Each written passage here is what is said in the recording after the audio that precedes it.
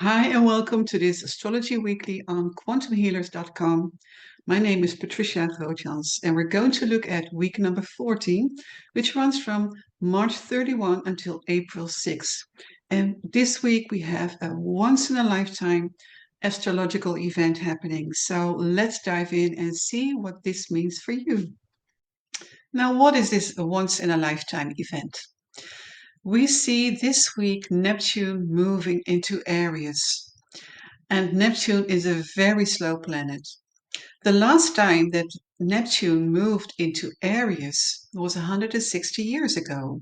So, in order to understand the meaning of Neptune moving into Aries, it's a good idea to have a quick look at what was happening 160 years ago when Neptune was leaving the sign of Pisces and moving into Aries. Now, it was the year 1865 when Neptune moved into Aries. And this was the year that Abraham Lincoln died. It is also the year that the Civil War ended in the US. And it was the year that marked the end of slavery.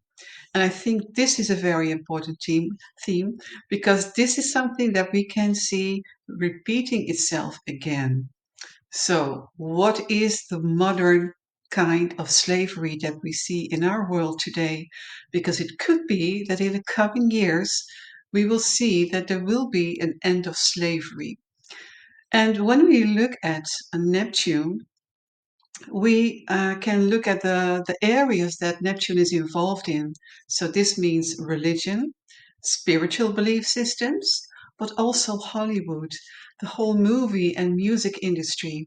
It's reigned by Neptune.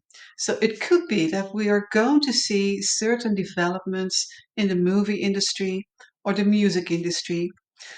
Developments that are marking the end of modern slavery. And of course, this doesn't, um, um, it's not bound to the movie and music industry. It will happen in the whole world.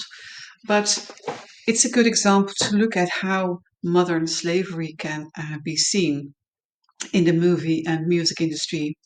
And I think we only have to look at everything that has been happening over the last couple of years to see this development already in action. It was the year of the Me Too. And we see this all over the world, in every country. We see it in Europe, we see it in the US. So this is a global development. And if we want to see how Neptune in Aries is working out in our personal life, it's good to look at our chart and to see where do we have Aries in our birth chart? In what house is it? And so where will Neptune and the transit Neptune will play out in the coming years in your personal chart? Because Neptune in Pisces has been the development of feeling that you are some kind of victim or you're being becoming aware of the victim parts in your life. Like we all have parts where we feel that we are some kind of victim, and we all have parts in our life where we can be our own personal hero. So when Neptune is moving from Pisces to Aries, it's time to step out of the victim mode and step into our personal power and to become our own hero. And so, what we will see in the coming years is that there will be a shift in our spiritual belief systems where we can take spiritual action. So, it's about combining intuition with action. So, it's actually bringing it into motion because when it is in Pisces, it can be hidden, but when it steps into Aries, it means that things become visible, how we are dealing with our own inner hero, and also how we can become a pioneer. So, the house area where you have areas in your chart can make it visible where you can become your spiritual hero. And this also means that you can get access to a new spiritual realm or new spiritual examples because Aries is also the archetype of the leader. So, what kind of spiritual leaders do you find attractive at this point? And of course, it is uh, meant to be that you become your own spiritual leader, because the Aries energy is about the I am Aries, I am energy. Okay, so very interesting development. And of course, this is a long-term transit. We are mentioning it in this weekly journal, but it is a long-term transit. So I will go over this transit in the next coming weeks, because it is so relevant this year and in the years to come. But now that it is actually stepping into the first degree of Aries, um, it's very powerful. So this means that it's also a very good week to set your intentions. Like, what do you want to reach in the area of spiritual belief systems or religion, or becoming the hero? What do you want to make visible when it comes to victimhood or being independent? And I think what is also very interesting, when you look at this transit, it also relates to how we become aware of being a scapegoat, if that is a role that you have going on in your life, or maybe you are a person that has a scapegoat in your family, because it's a very interesting pattern, especially in terms of family constellations. Um, Usually, every family has one scapegoat, which is the Neptune energy. And how can this scapegoat step out of its role of being the scapegoat? And how can the other family members step out of their role of pointing out this scapegoat?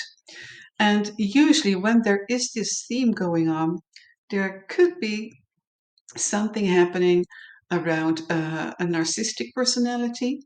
I think probably every family has its family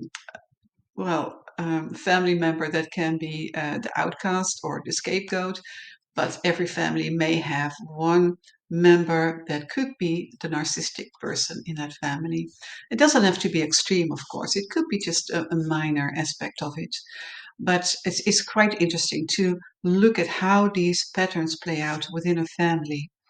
And I mention this because Neptune usually points out the person in a family who is the sensitive one. And the one who is the most sensitive in the family usually becomes the scapegoat, because the sensitive one is also often the one who feels responsible. And if one feels responsible within a family system, it can easily become the one who gets everything on their plate, or who gets to get the blame.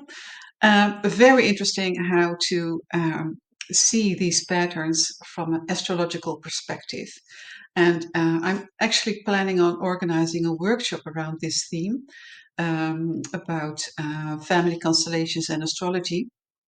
And I think this could be one very interesting topic, because it happens in so many families, and it is becoming visible this year because Neptune moving into Aries.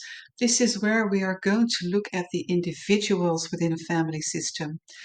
And so, yes, if this is something that resonates with you, do keep an eye on my website, because I will be exploring this deeper in a workshop. So, okay, what else do we have going on this week? We also have still Mercury retrograde until April 7, then it will move direct. And we have Venus retrograde, and the Venus will move direct on April 13.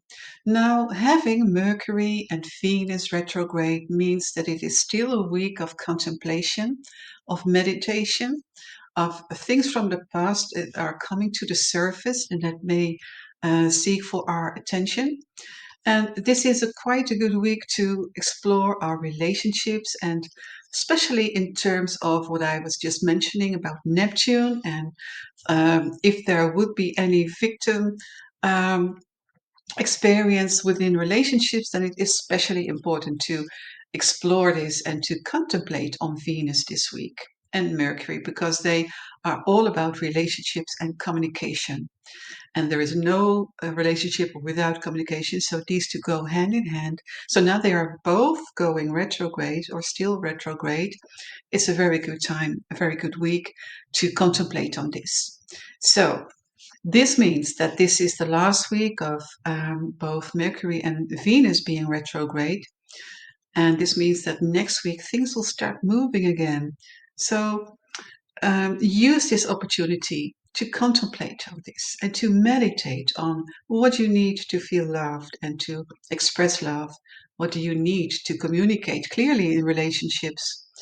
And if there is anything that you would like to change in relationships or in the way that communication is happening within relationships, then this is a week to set your intentions, because next week things will start moving again. Okay, this has been the major themes for this week, and these are happening in the collective, but also on the personal level. And do let me know in the comments if you recognize some of these themes and if you notice how they are working out. And if you do want to know more about quantum healing, have a look at quantumhealers.com. Find a practitioner that can help you to look into these patterns of being a victim or the end of slavery, stepping into your own personal hero, stepping into your power, because this is a great week to do that. And there are so many wonderful quantum healers on the forum on quantumhealers.com that can help you to explore the past, to step into your future. Thank you so much, and see you next week.